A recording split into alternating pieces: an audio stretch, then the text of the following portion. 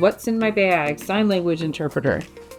I'm a sign language interpreter, and this is my go bag. When I have a long-term assignment, maybe 3 or more hours, this is the bag I will take. I make sure that it's something that can be washed, because if I'm going into a hospital, I want to make sure that I can keep it clean. And I like handles or a crossbody so that I can carry it on me. I don't like it too big. I like it, kind of a medium size, but let me show you what's in my bag.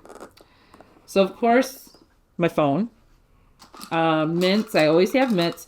Mints help keep my brain alert.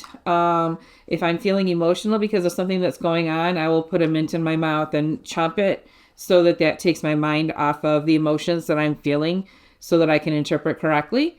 And then it also helps if you have a smelly situation, which happens a lot in a hospital. I will take a mint, get it nice and goopy wet, and then wipe a little under my nose so that I smell the mint and not everything else that's going on.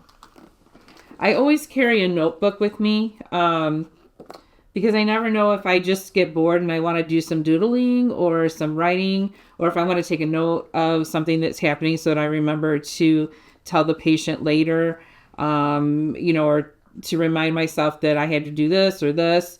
And so I keep a notebook with me. Hand cream is a must for sign language interpreters. Our hands are always getting dry, and when you're washing them constantly in the hospital, you need hand cream. Kleenex, because it gets cold in the hospital, and sometimes it'll make your nose run, and you definitely don't want to use hospital Kleenex because they're tiny and they're rough and not fun to use. So I bring my own. Now, this is not for interpreting, but in the hospital, it gets really cold sometimes. So I always have a little scarf, like a shawl type of scarf. See how big it is? And it can almost act as a blanket when I'm sitting in the hallway waiting for an opportunity to interpret. I can wrap this around me. I can put it over me. I can keep myself warm. And then when it's ready to interpret, I just take it off and just crumple it up and stick it in my bag. Or I put it on the back of my chair. And of course, a pen.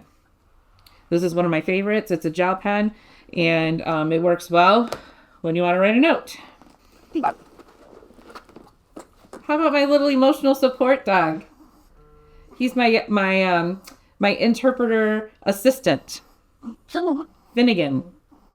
I also bring snacks. So if I'm going long term, I want to make sure that I'm not hungry, and if I don't have a chance to take a lunch, that I can have something to eat.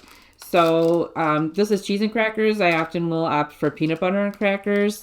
But that, and then if I don't have that, I will use peanuts or a granola bar. I don't generally have both, but I just wanted to kind of show you what I might have in there.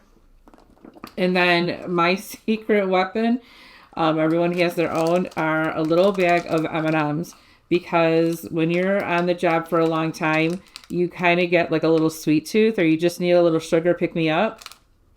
M&Ms, because you can just take one, you can fold this back up and put it in, and you're good to go. And never eat in front of the patient, because if they're hungry, then they're just going to want something to eat. Water. I always have water with me. I would always prefer a pop, and so I have been known to put a pop in my bag, but water is the best to have because you need to keep hydrated. Hospitals are very dry, and when you're interpreting, your mouth gets dry, so having that is really helpful. And make sure that it has a screw cap so that you can put it in your bag. It was hiding. Chapstick. You gotta have chapstick if you're an interpreter. Your lips get dry, your mouth gets dry, and having a chapstick really helps. So, and the last is, I wear glasses, so I have lens wipes, so that if my glasses get dirty and it's hard to see through sometimes, then I can clean my glasses real quick.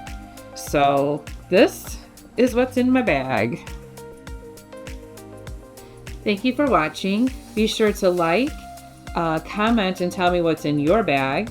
And be sure to subscribe so that you can get more content.